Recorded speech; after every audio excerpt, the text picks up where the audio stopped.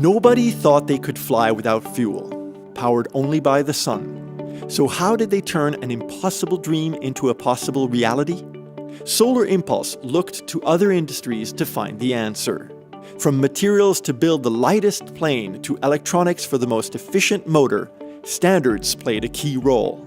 So it's just, how to use the technologies we have available to reduce the energy consumption.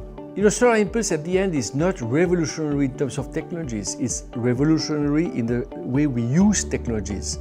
So the way we integrate them makes it feasible. And that's where the ISO standards play an important role, because everywhere you want to be the best in solar technology, in weight materials, in efficiency.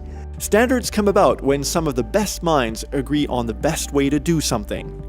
Sharing this knowledge allows innovators to take it to the next level. You have to go to the limits. And to be able to go to the limits, you need a very solid base for the engineers. And that's where the ISO standards represents what they need to build on something which is very solid, and also to be able to exchange between partners, between all the people involved in solving all these questions. Solar Impulse is a core team of 150 people, 80 partners, and 80 companies who brought their brains, knowledge, and technology to make this dream possible. They shared the information based on standards. Without these, we would never have been to understand each other.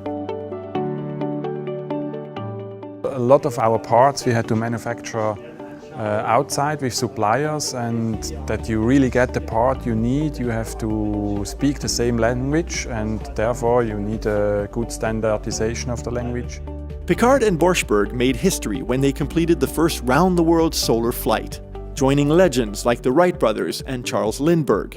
But every human achievement is built on what comes before. I think the Wright brothers, they did not have the benefits of standards, but they had to rebuild everything. They created their own standards. If they would have, and I'm sure they could have done it quicker, and maybe they could have gone further. And that's what we do today, and that's the reasons why we progress. ISO. Great things happen when the world agrees.